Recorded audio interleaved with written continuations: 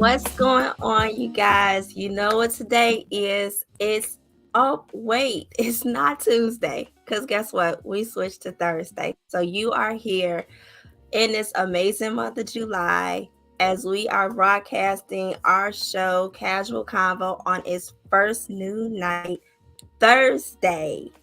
All right, but y'all know how we do this. Can't start this out without actually giving it to who we need to give it to. So let's go ahead and take this and do prayer.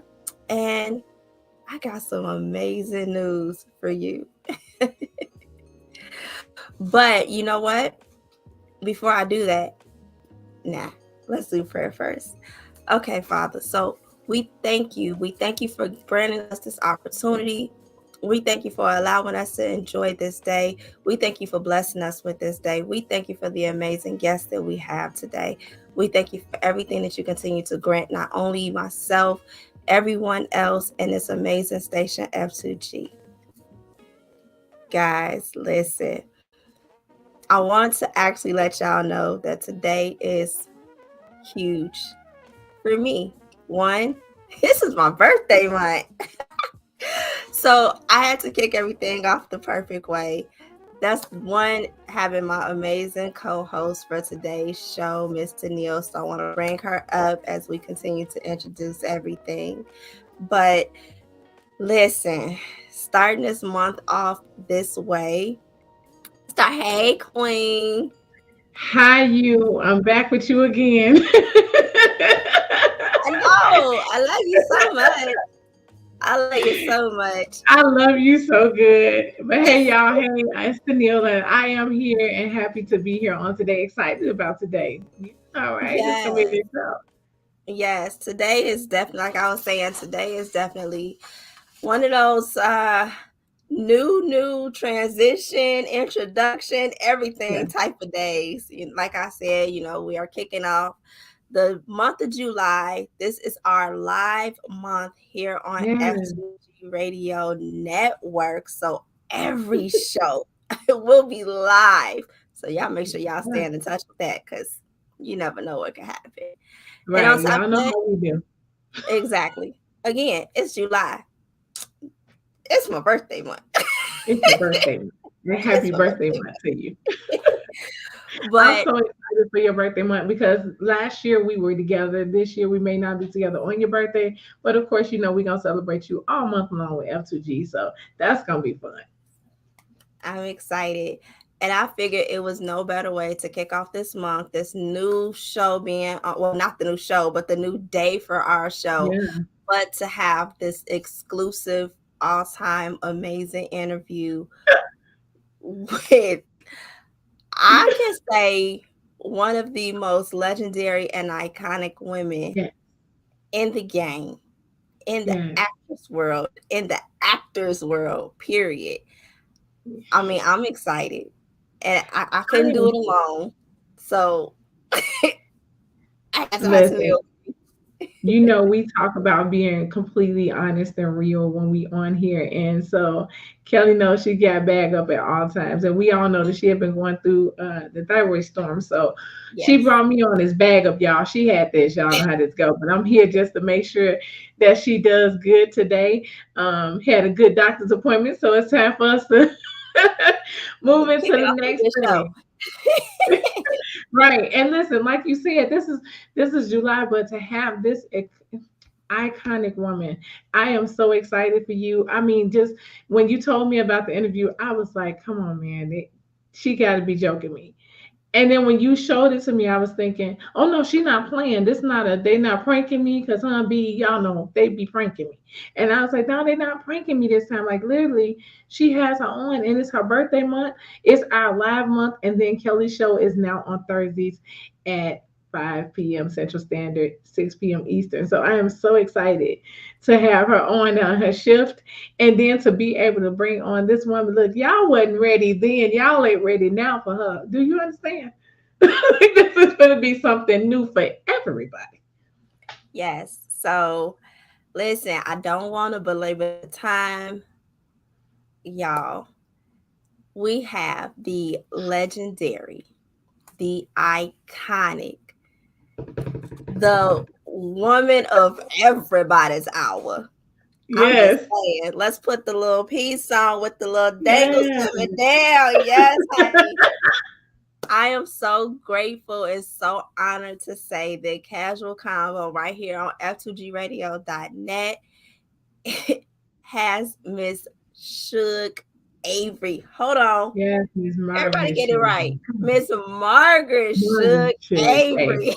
come So on many here. people only know her by Shug. It's Miss Listen, Margaret.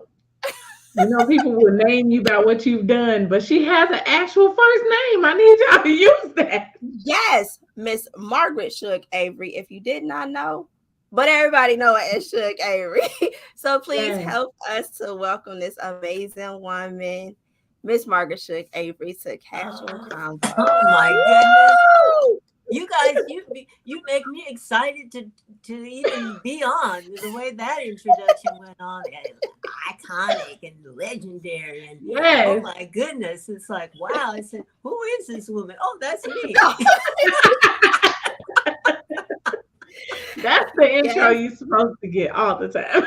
Oh, all well, the time. bless you so much. I feel blessed to still be here to Yes.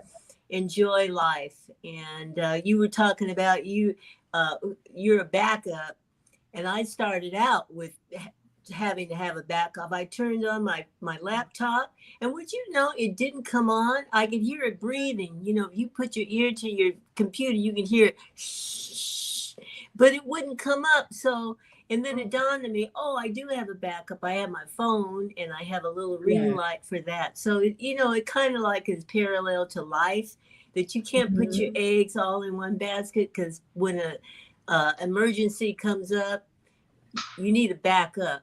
Now, I'm Yes. not Yes. saying you don't have a backup with your man, but I'm just saying Yes. a Sometimes woman's best friend, I always say a woman's best friend is good credit, a good running car, you know, and you can get by. Have some good credit and a good running car, honey. You Yes. won't miss no man not in your life. Because you come make sure on you now. can get wherever you need to go and you can do whatever you need to do. Whatever you Absolutely. need to But do. hey, but don't get it twisted now. I do believe in marriage and love, when Yes. you have that in sync, it's beautiful. It's beautiful. Oh, I Yes, love it. ma'am.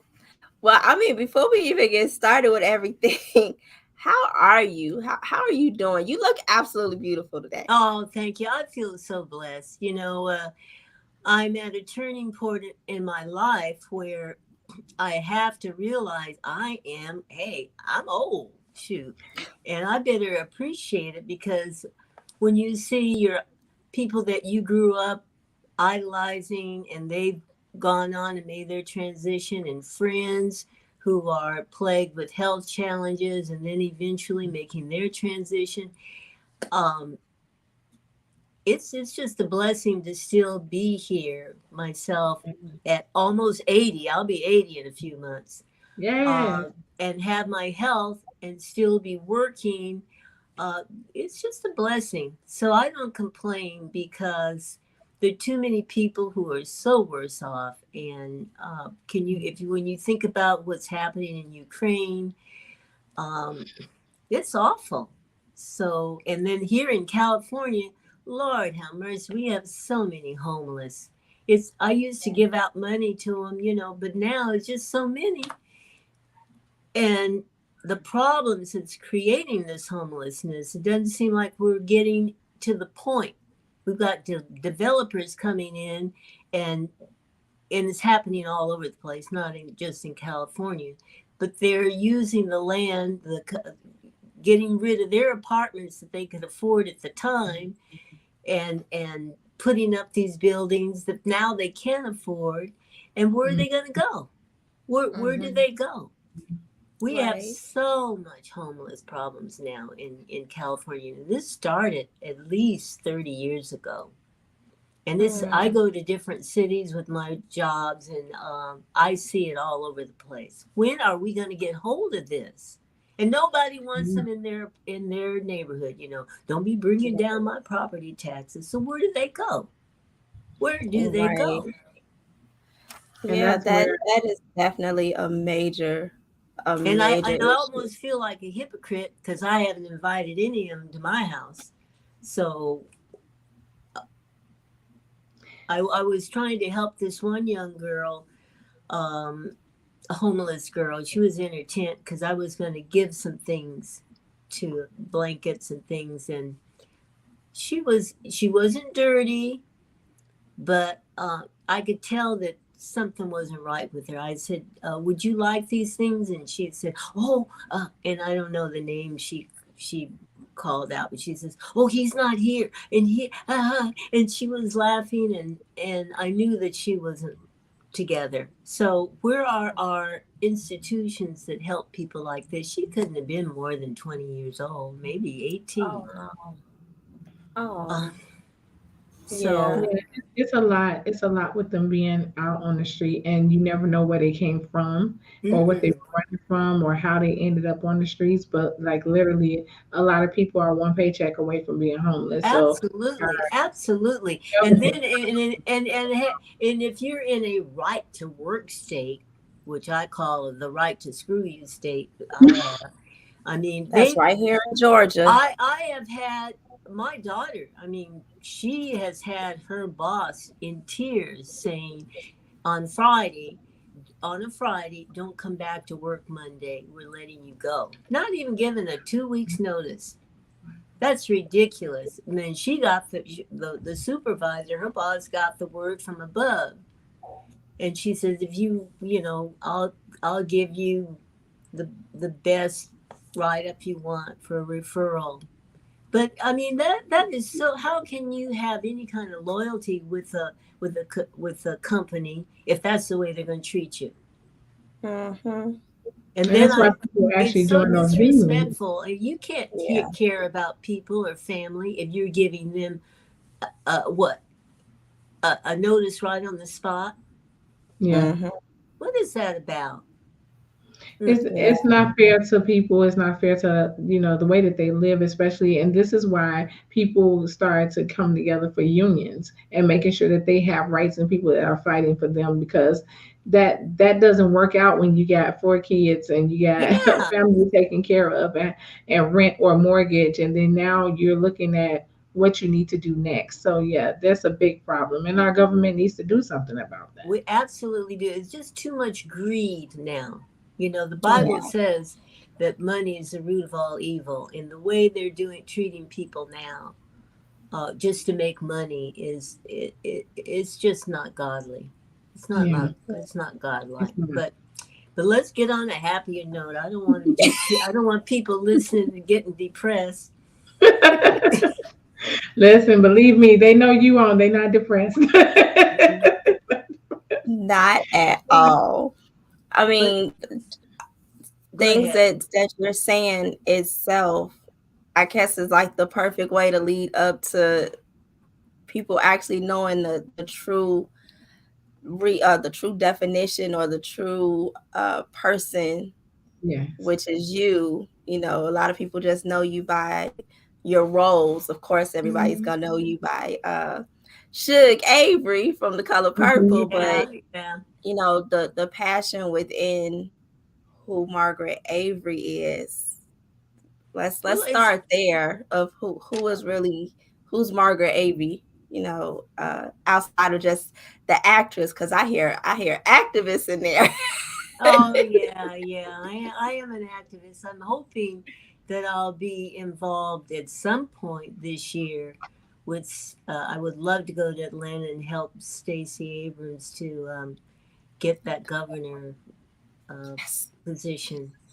Because Yeah. Lord knows we need some hip Yes. yes, yes. politics. I knocked on more than 600 doors for President Obama in that second election term that he was in. And had I known that it was going to be such a landslide, shoot, I wouldn't have worked so hard because Cleveland. Let me tell you, Cleveland gets that Chicago hawk, honey. it can be cold in Cleveland. Yes. Boy. Yeah, But we that, all need to. I'm hoping that people will be are aware of what's happening, because just because we got our first Black Supreme Court justice, mhm. Yeah. uh, we Female. still it we still need to work hard, Yeah. because there's some things in place that's trying to make our vote not count. And Yes. we need to elect people who respect the rule of law, and not all this ridiculous propaganda about the election was stolen and all of that. How can you talk about that? The election was stolen and nobody gives any kind of evidence. So No. They're still behind talking it, about that now.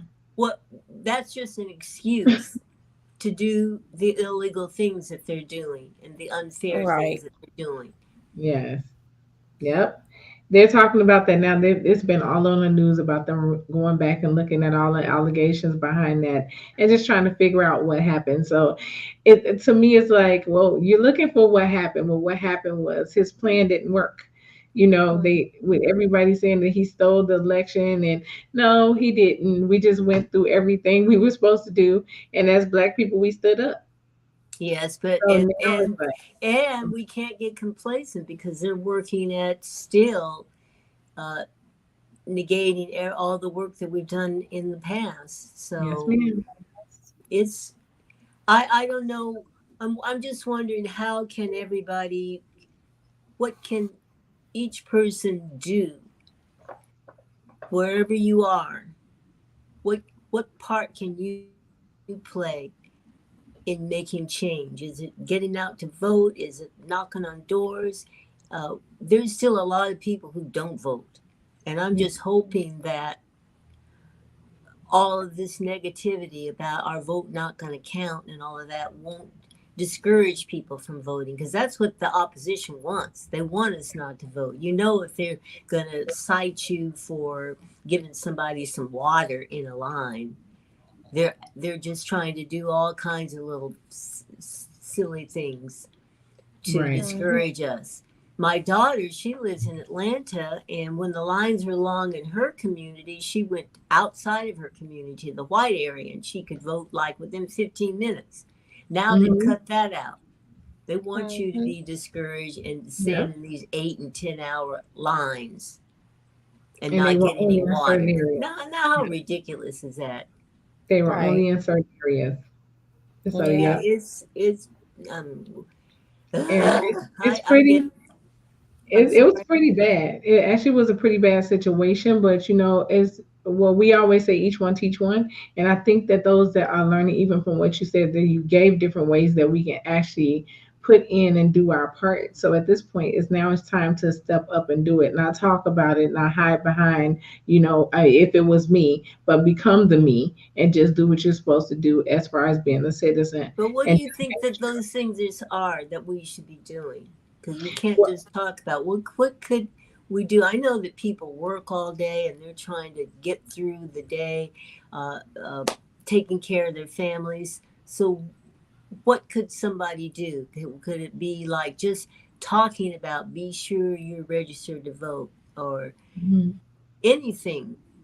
I think well in Chicago we've had people who actually come out and knock on our doors about voting. So they're bringing slips to you, as well as making sure that everybody's able to vote. But they also ask your opinion of what you want to do in your community. So it literally starts in your community. If you start where you live, and just pretty much making sure that those people who are in need know what's happening, because a lot of people don't even know who to vote for. They don't watch the elections. They feel Right. like it's keeping them down. So if you could literally have a session where people are explaining who the candidates are, and what is going on. Bring in literature to show them that this is not your opinion, but these are the facts that were given to you concerning that candidate. It gives them more information. And I know, like for me, with our engineer B, that's like I told you, that was my son.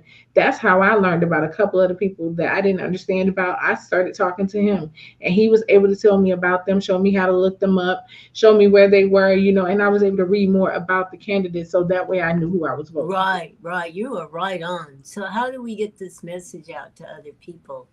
to do Places that. Like like, this, like yeah, this. just like this, the radio station is going to be airing out, as well as getting out, like even the flyers that you send out. When you send out stuff like this is for a business owner. So if y'all listen to F2G radio, if you're a business owner and you have, I'm sorry, this is supposed to be on do not disturb. If you're a business owner and you have something like a flyer that you send out every month, that's something that you can add to your flyers. For those who do products, if that's something that you're into and you're into politics and you want to give the word, add that to your products. We read labels. So if you're putting stuff out, especially with everybody wanting to be healthy, if you have a healthy item, add it to there. Let them know like this is what's going on, and give them a website, blog, or do some kind of blogging online where they can link in and go there and see all of that good information.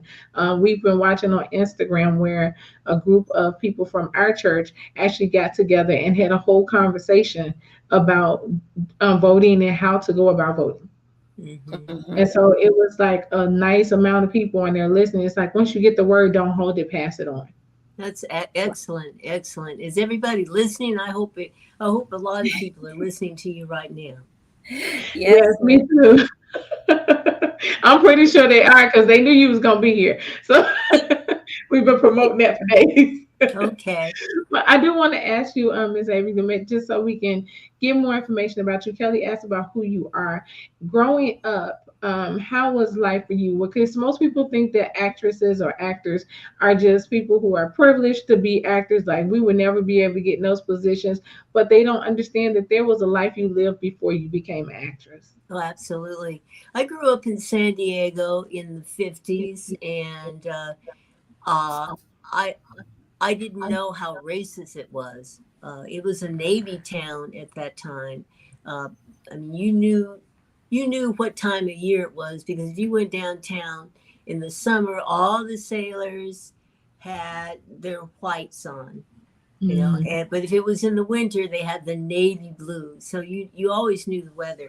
But what happened with San Diego is that it being a navy town, people from all over the country, and including the South, they settled there after they maybe left the military. They loved the weather and all, and so they brought their Southern prejudices with them.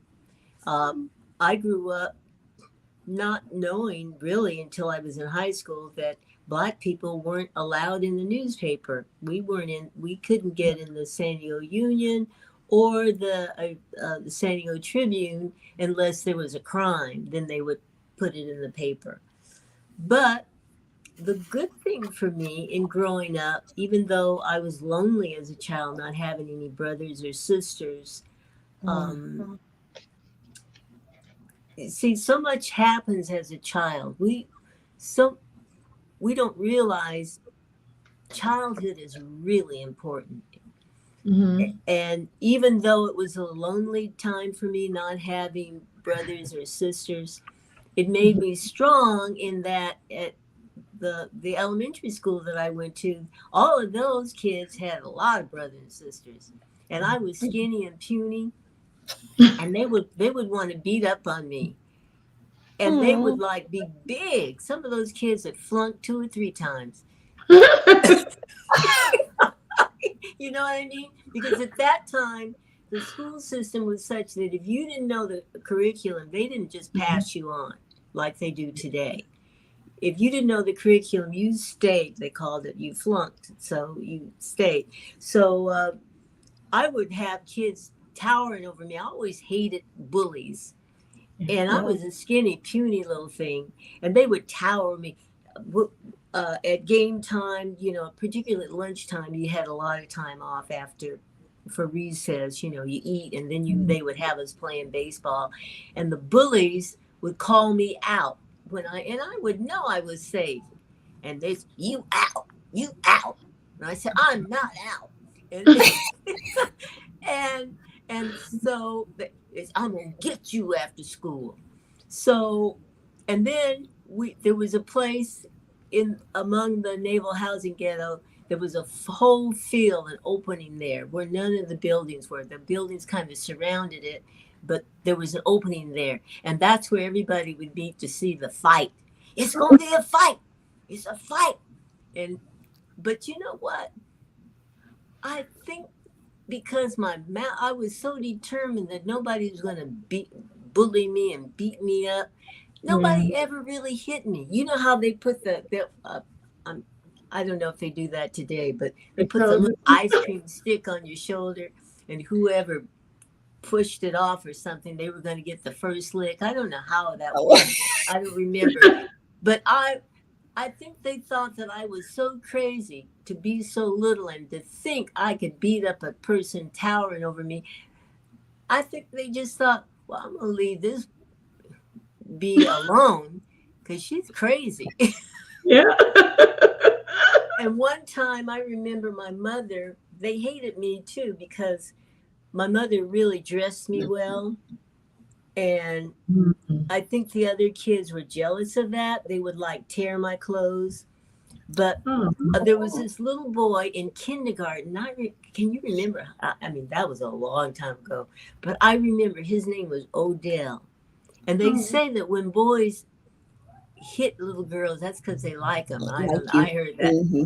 somewhere. Yeah. But he was always hitting on me. And I told my mother, I said, Odell's always hitting me, Mama.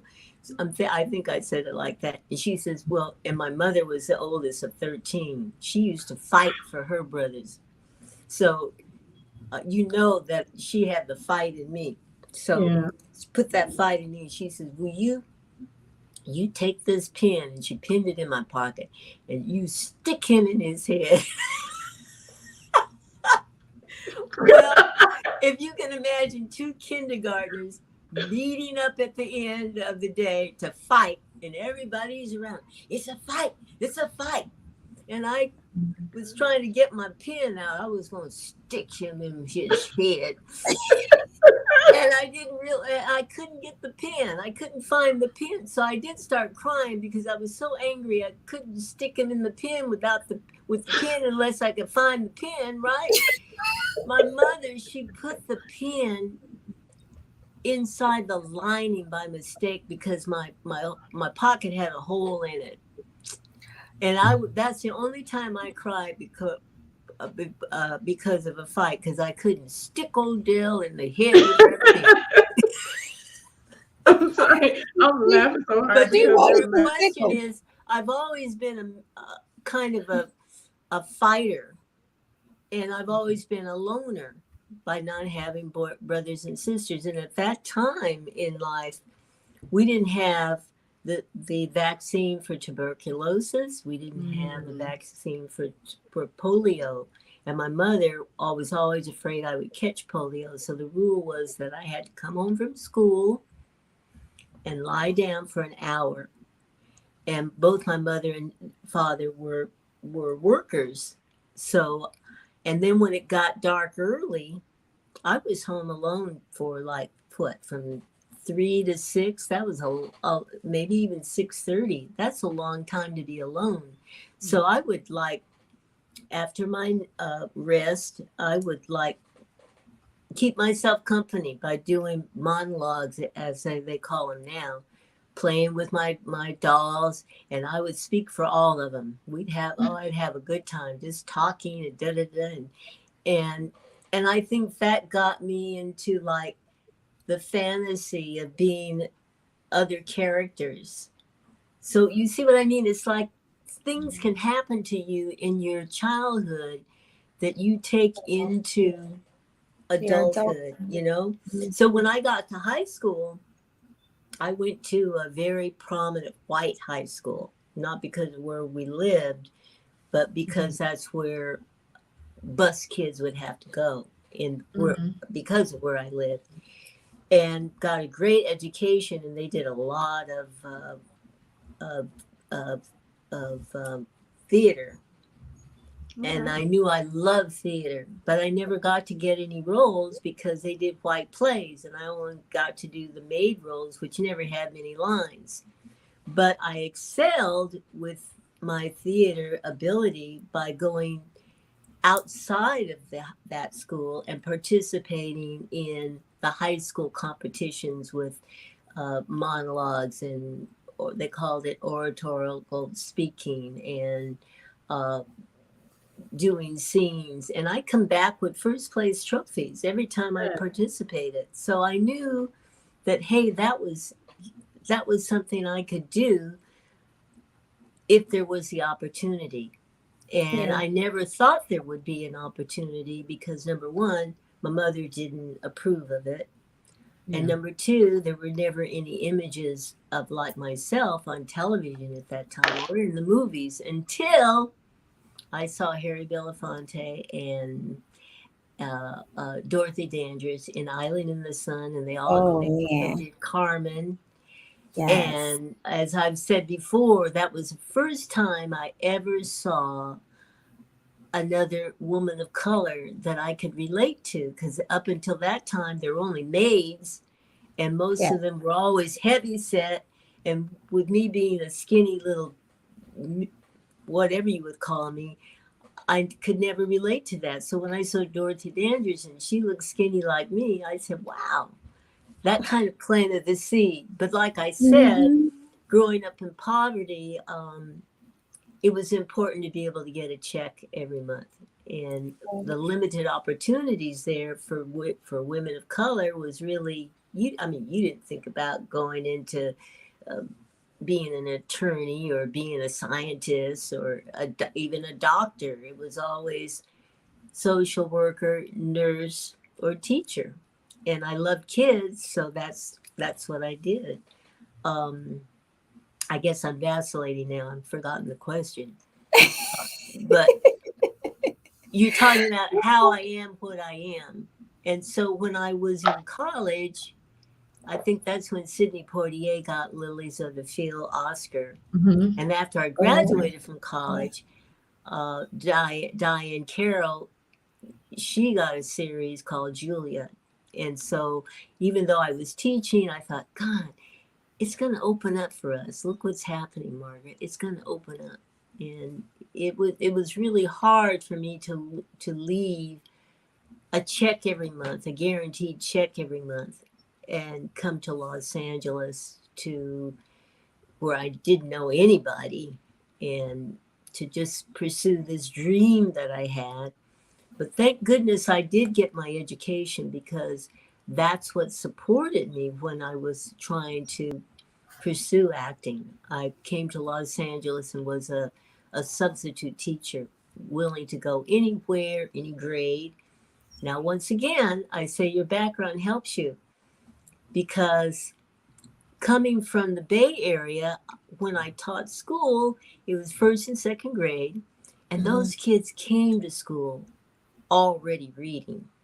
My challenge Mhm. was to keep them challenged, uh, go ahead of them. So being a first year teacher and trying to challenge these kids, I mean, I was working all the time, but not all the time. I was also taking voice lessons and acting classes, and whenever I could do free theater, and even I was singing on the weekends in the little clubs nearby. So that's what happens when you're young. You can do all that stuff and survive off 5 hours sleep or less. But when I So came to Los Angeles, and because I didn't have seniority to say where I was going to work, in order to work every day, and I needed to work every day, and I'm taking you back now, honey. I only made $16 a day teaching. Can you? Wow. The garbage workers and trash men, they earned more than the teachers did, and probably still do. oh, They still do. that But is anyway, yeah, probably. um, So the kids there were what we call deprived and underprivileged, mhm. and so at that time, I was just like I was a softie, you might say, because I wasn't used to having to discipline kids or talk to them Right. rough to make them listen. But honey, these kids, I'm talking about, they were like, once again, kids that had flunked. I don't know how many times. And some of them towered over me. And I would have to like pretend I was another character. And I'd say, sit your ass down. And I learned to get there's always somebody that controls everybody. So I get that person to be the leader and get them to do what I needed them to do by praising them, and then the kids would follow that one. But at that time, once again, how God works, the blaxploitation films started coming up, and that character that I used, see, I had to use that character to get control of my class, because if I couldn't control the class, then they wouldn't call me back to work. So I couldn't be known as a teacher who couldn't control the class. So, and at that time, you could talk to them like I was talking to now. Shoot, they might shoot you. But well, Miss Avery, with the fact that you actually intertwine so much of your passion for acting from clearly a childhood. See, what happened was that by me going into this other character, acting tough, I was playing prostitutes in the blaxploitation films from my characters in the school. So in actuality, how long have you actually been acting? Okay. Well, like I said, I started acting when I was a kid, but professionally getting paid, not the free theater and all of that. Professionally, my first paid film job was probably 1969 or 1970. Wow. And that's about the time when the blaxploitation films started up, and then it went in those themes that they have for the blaxploitation films went into television.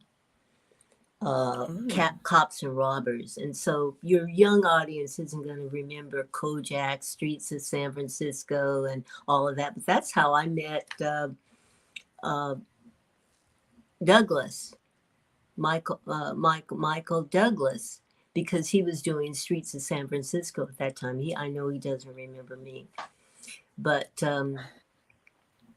all of those things, that what happens to you in your childhood, you can like bring into your adult life. I mean, even negative things I've talked about before too, because at one point my mom and dad divorced, and my mom became an alcoholic. So, and being so poor, I was helping her with the rent. Now, our rent was only $37.50, or it might have been 75 cents. And I was mowing lawns for 50 cents a lawn and bringing in $15 a month towards that $37. So $15 was what, 30 lawns a month? I was working on the weekends, pushing those heavy lawnmowers. And as I've said before, I still have those calluses on my hands because I could never, I don't care what I put on them. I talk about how good Crisco is, but they're still there. Wow. So I think that having to do that has taught me that hard work, you have to work towards something. I've never had anything given to me. I've always had to work for it. And that makes you strong. You don't, there are things that happen today that I realize, to me, it seems like young people expect people to give it to them, or they have excuses as to why they didn't do this or why that didn't. No, when you're poor, there is no excuse. You have to figure out a way to rise above the obstacle. Even wealthy people have obstacles. Now, maybe it's not as the same as us, but in order for them to keep their money, they've got to not let obstacles get in the way. And for us to succeed, anybody to succeed, when you look at people with money, I mean, just I worked with Taraji on Proud Mary. cut out most of my part, but that's okay. I did get a chance to meet her and work with her. She's a lovely woman. She works so hard. Her hours are so long. And I'm sitting next to her in the makeup trailer, and I hear her talking about she's going to go on the weekend to do some kind of fundraiser, help somebody. And I said to Raji, how do you do it? That's a lot. And she says, well, I got to keep my name out there. I got to do it. And when you think about people who are up there on that A list, even Q doing Color Purple, when we were getting ready to shoot that song, Sister, You've Been on My Mind. They did, there must have been 3 or 4 versions of that song before they got to the final one. And I was lip syncing. So I had to learn every song. And so I think at 9 o'clock one night, here comes another version of the song. And I said, Q, I can't do it. I just can't get this down. But you keep changing. And he says, yes, you can, baby. Yes, you can. This is what you have to do. If you're going to stay on top, you got to do it. You can't take no for an answer. Keep trying. Keep trying. That's the way you do it. And that taught me, again, that no matter how tired you are, you have to work through it. If you want excellence, it's not going to be handed to you. And Beyonce and all of these people who work so hard when they do all that choreography and singing and that, they have been working for hours, for weeks to have perfection. Nobody's going to give them that perfection. They have earned it. So I say to young people, don't be waiting for mom and daddy to give you everything. And if you are one of those that's been given everything, is you don't understand what an injustice they're doing for you, thinking out of love that they're doing the right thing for you. But if you don't learn discipline, hard work, persistence, I don't care what business you're in today, you're not going to last. Well, Miss Avery, listen here. This is some good information for all of our listeners that's on F2GRadio.net and everybody that's watching on the simulcast. I hope you are listening to these nuggets that she's dropping on today. We're going to make sure that we come right back with you. We have to transition and take this break, but we'll be right back with you in just a moment. I ain't going to let you take no break. I do talk. But it's good for me because it makes me realize who I am by talking about experiences and things information that people that I've absorbed from other people. You know, life ain't for sissies, and getting old ain't for sissies. I mean, you've got to be grateful for being here and figure out how to be joyful every day, because you're always going to have challenges. There are always going to be problems. But God didn't want us to be miserable. So you got to figure it out. Don't give up. Like John Lewis always said, don't give up. Right. You don't have a chance if you give up. That's true. Now, I know you don't want us to take a break, but we got to pay bills. We got to take a break. No. Oh, I thought you had taken a break. No, not yet. We've been going. Okay. That was good. We're going to go ahead and take this quick break. We'll be right back with Miss Margaret Shug Avery. This has been fun. I'm excited about this. We'll be back, y'all.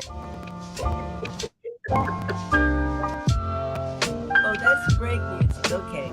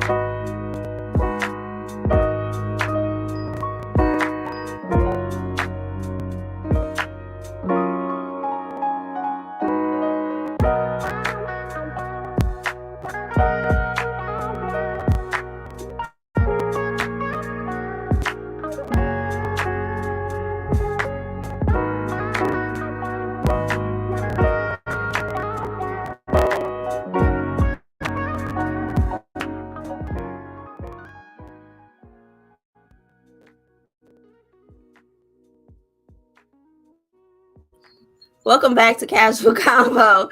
You guys are here, and we are actually having the opportunity to speak to again the iconic, legendary Miss Margaret Shug Avery. Miss Margaret Shug Avery. Oh my goodness. I mean, to know that you have someone who literally has paved the way for so many, then it's a whole nother situation. But let's bring my co-host back up, Miss Tennille. Yes, listen. I mean, it is definitely a beautiful thing to say that, you know, this woman is dropping some serious nuggets. Oh yeah. My Oh, God, I am so excited about this. I definitely know, I'm excited for her to come back up because we got to tap into her new movie, yes. her experience on The Color Purple. Oh my gosh, just so many things that she has going on. I mean, I literally Yeah, could just listen to her talking. I know. I love it. Her energy is everything for me. And just to be able to hear her and say that I'm listening to her. Because y'all know everybody's favorite part of that movie was You Surely Is Ugly. So, we were like tickled pink about that. And just knowing that they weren't being malicious, but this movie was depicting how things happened back then. Yeah. So, this is for us, it was iconic for us to see who we look at now as big names start out with some of them not even being that big as actors, but they slayed that movie. That movie is that's one that I literally bought this movie before I even knew she was coming on the show. Remember, Kelly, I told you, I said, Kelly, guess what I just bought? I bought Color Purple. I got it. I can watch it whenever I Yes, want to. and I laughed. I was like, huh. You don't even know I got Miss Margaret Shug Right. Avery. And I got Miss Avery. So you got the movie, but I got her. Yay. But I am This so is excited about the opportunity to be able to speak to her. So we're gonna move on with the show because we are literally about 15 minutes out. So we're gonna bring back Ms. Margaret Shug Avery. yes. Yes, Thank you. I am So, so so do excited. you know? Do people know about the movie out now, Block Party? Because that's my No, first comedy role in like, oh wow, so many decades. Because I've been stuck in drama for so many years. But it's on mhm. BET Plus now. I understand it's streaming on that one. So it's So out now. Yes. yeah. So I'm really, really proud of that one, and I'm one of the executive producers on it. So, and I'm Oh, hoping Yes. to move into doing more producing. Uh, it Can't wait around for the phone to ring.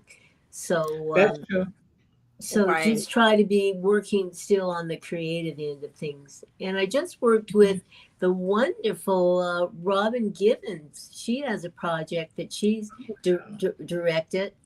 It's called the Nana Project right now. That might be the working title, but that should be coming out in a few months. And was really a good Mhm. director. But that was another comedy role that I was able to pull out of the hat again. So I'm hoping that I can get more experience in it with comedy. So I mean, I know it's definitely a major difference with going from drama or I guess more straightforward serious roles such as The Color Purple, because that has so many serious life experiences with it, to comedy. Like that transition itself, how did that happen? Like what led you to say, I think I want to do comedy now? Well, I've always wanted to do comedy, but you know, the industry, if unless you have control over what kind of roles you're going to do, you're just kind of Mhm. stuck doing, well, okay, I'll do this because that's what's out there, that's offered, and it's, I'm not going to be embarrassed doing it, so you do it. So, but if you if you go back in the television days when we had Sanford and Son and Good Times and um, Mhm. there were other black shows, and but if you didn't do one of those shows, the way the industry works is if you do comedy on this network and then they offer another show, you have a lot more chance of getting cast because Yeah. the business is very insecure. They want to know that you can do it. And if you Yeah. don't have any film or any experience in film to show them comedy that's recent, then it's, I got stuck. So talk about 40 years of stuck. So that's why I'm really excited about Block Party. I got to be show another side of me and be fun. And they didn't edit it out. But the I owe my role to Dwan Wilkerson because she was the one. She happened to be a female black director, and she was willing to give me a chance. So it without Yeah. the opportunity, you just don't get to do things. So So also on that project, I have to give Antoinette Robertson credit. She's from Dear White People. hmm I played her grandmother, and I'm telling you, she took care of me like I was her real grandmother. If something wasn't right for me in my trailer, she got after people. So I love her to death for that. Um, You who also else did work with oh my gosh, I want to make sure I get her name right. Golden Brooks? I Yes. played her mother, um, Yes. and she's from Girlfriends, and Mm-hmm. we've been trying to get together, I Antoinette and love her. Golden and I. I mean, that was shot last October, and we said, okay, let's get together when we get back to LA. But then I went off to Kentucky to do something. Golden, I think she's in Canada or somewhere, and Antoinette, she's somewhere. It's like it's so hard to keep those relationships going. You have a relationship on set and really get a contact and feel connected to people. But then when that's over, for some reason, we just don't seem to be able to Right. get together. Yeah.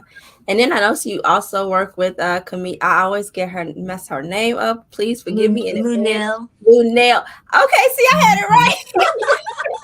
Yeah, we didn't have Lunel and I. We didn't have many scenes together. I didn't know her before the film. I had Mhm. seen her work. She's a wonderful comic, and so our scenes in Block Party were brief. But the show that we had and the fun was between takes. You know, because I love to play the dozens. I don't know if everybody still knows that term. I like Mhm. yeah, you give me something, honey, I'm gonna come back at you. Yes, it's the comeback And queen. that's the thing about not having control of your work because I remember working with Cedric the Entertainer and what was that Roscoe Mhm. Lee Brown with Martin Lawrence and Yes. Monique. We did that, and Mhm. Monique, she's that comic. She would say her stuff, and then I would want to say, I'd come back with an ad lib because she ain't gonna top me. But the director wouldn't let me keep it in. No, we have to have one person that's like the straight guy. And it's so boring to be the straight man.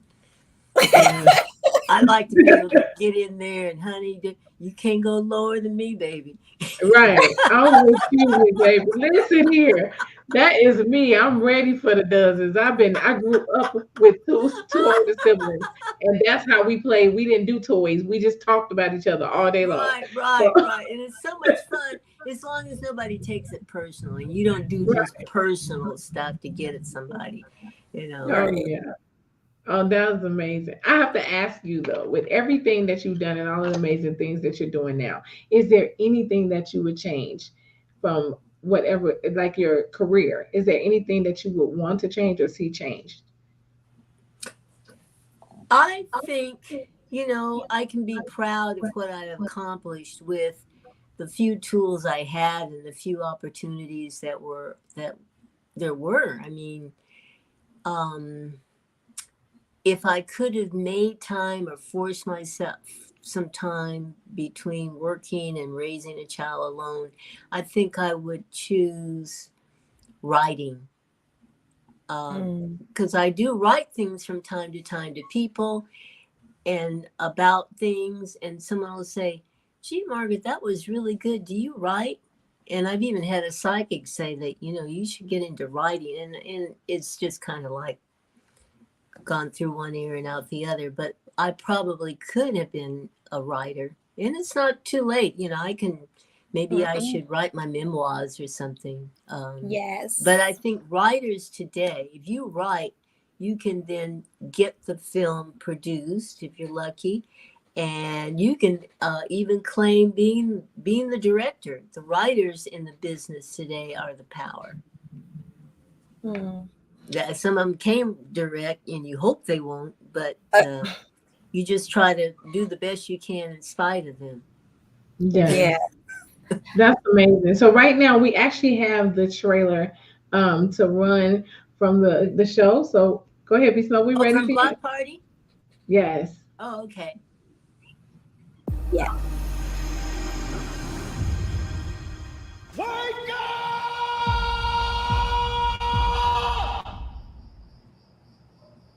You know what? I'm gonna just play this little trap music. Are you sure you want me to do this? It's so hot. I don't want to talk about it. I told you that contraption is not made for black women. What makes you think I'll just pick up the phone and call? What could compel me to do that? Will these refresh your memory? Consider my memory refreshed. Good old-fashioned family barbecue, huh? Your lives do matter. Know what I'm saying? Can I get a witness? Say something, Sean. I'm shutting you and your sizzle down. Over my dead sexy body. Just because you got the Anita Baker haircut don't mean you know what Anita Baker went through. Damn! Oh my God, yes! I cannot wait. If you have not seen Black Party, y'all go check it out. Y'all got to make sure we're supporting this beautiful queen. We have come to the end of our show, but we want to make sure that we leave here on a positive note. So Miss Margaret Shug Avery, we're going to get this name together. Okay, y'all? Put Okay, respect. Margaret Avery is my name, but that's okay. Hey, I love being Yeah. called Shug. It means I'm being remembered. Yes, ma'am. So if you had something that you would leave to those who are coming up behind you who want to be actresses, what is one thing that you would leave for them? I don't encourage anybody to get into business because it is so tough. But if you feel like you just have to do it, it's got to be your passion. Don't get in it to think that you could become a star, or get a series, or anything like that. It has to be your passion. And because of the nature of the business, you've got to have a thick skin for rejection and for what people say about you that's not even true.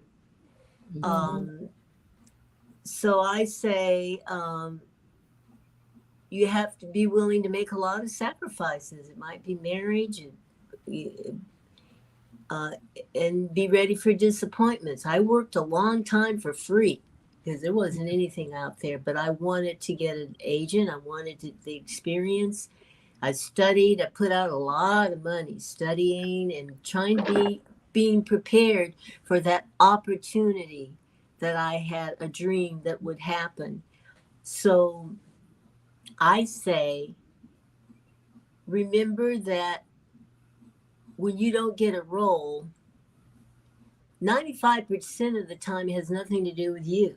It's things that are totally out of your control. I used to beat myself up after an interview. I'd say, oh God, I should have said it like this, or I should have done that. No, because I have found that years later, I've met directors in different experiences, not acting, but they'd say, Michael Schultz told me once, he's the one who directed Richard Pryor and I in Which Way Is Up.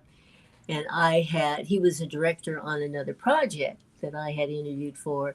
And he said to me in the limo one night at a fundraiser that we were sharing the limo. And he says, Margaret, you know why you didn't get such and such role? And I said, oh, and I'd forgotten about it. I said, no, what? Well, the lead in the film, a female, he said she felt that you would be too strong. Oh, wow. I've lost roles because can you imagine a casting person saying to my agent, well, you know, we love Margaret in The Color Purple, but we need someone who can speak good English. The ignorance of that. Now, Meryl Streep, she can do all kinds of dialects, but if you as a Black woman, you do a dialect for your character, that's the way you're supposed to speak. You don't know how to speak decent English. So I'm saying there's so much ignorance. There's so many things going on that you just don't have the control over, and you got to have a tough skin for rejection, and I would say a strong relationship with God. Yes, ma'am. Yeah, Miss Avery, we definitely have to have you back. Oh my gosh. Oh, well, I talked to you so much, I probably don't have anything more to say. I don't know. You know what? We gonna have to figure it out, because I truly believe that you can continue to pour so much more knowledge into us. I definitely would love to have you back. Well, I'd love to talk. I'd love to come back, and I want to talk to these young girls and their relationship with their boyfriends, the kind of guys that they attract. I saw the BET Music Awards. Now, I'm not a prude. I don't think of myself as a prude. But some of the choreography now is just so graphic. And to me, it's vulgar. Half of it is, most of it is vulgar. How can we teach our young girls what is morally correct if we don't act in a moral way? So, y'all out there can call me Grandma Prude if you want to, but if we want to be respected, we have to act in a respectable way. Yes, ma'am. So I would like to talk about that and have everybody mad at me, but they can be mad at me too, because I will be telling you the truth.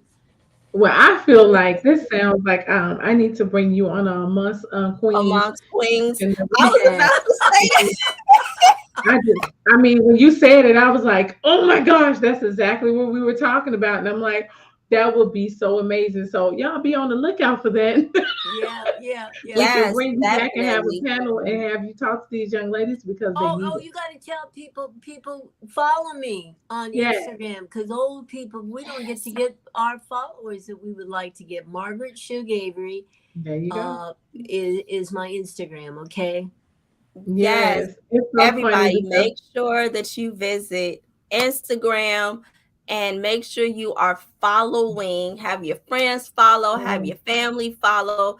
Listen, even if it's people that you don't know, just tell them, hey, go on Instagram and follow this woman. Thank you so much. Because there is so many things that you can learn. And get out there and support this movie, Block Party. Oh my goodness. Yeah. And also make sure you guys are supporting the play for The Color Purple, which she had her Taraji actually played. So make the sure films you have guys, come out. yes, Oh my make sure you guys are supporting, God. and please make sure you join us again next Thursday. Listen, you never know. We might have Miss Avery back on. You just never know. I think I might have to make a part 2 of this. I'm just saying. We over here stealing Miss Avery. Miss Avery, you are officially F2G family. Okay. Well, thank Kidnapping you. you. It was a pleasure being here. Thank you, ladies. And Thank you so Yes, much. peace to definitely. you. Yes, Thank you. thank Don't you go so much. anywhere yet. We're gonna pull you to the back and close out, and we'll be right back with you. Okay, I'm not supposed to hit the little X? No, No, not not yet. yet. Not yet. Oh, okay. All right. Alrighty. Listen. Oh my gosh. I don't know what else to say. I'm telling you, this was an amazing interview. I love just to hearing her talk because when she speaks about different things and all of the things that's going on in the world, and to switch into the role of what she had and how many characters she had in the school, I thought about myself as a teacher's aide and was like, I understand. Like, you gotta be tough with these kids because they will run over you. I've It's had hard. small experiences as a teacher's aide, and I was like, I salute y'all. I'm okay. Yes. Well, listen, you guys, thank you so much for joining us on f2gradio.net and our simulcast on Facebook and YouTube. So if you want to watch this video again, you can go ahead and watch it on the replay. We also have it on patreon.com/F2G for you to be able to watch it on demand going forward. Please support the movie. Make sure you're supporting the movie Black Friday. Anything that she does and everything that she does, we need to be on top of it to make sure that our actresses and our actors are supported, because sometimes they don't get that. And a lot of times we have to fight for those places. So listen, they started this for us, and you all can make sure that it continues for us. Yes. See you next Thursday. Bye. Peace out, y'all.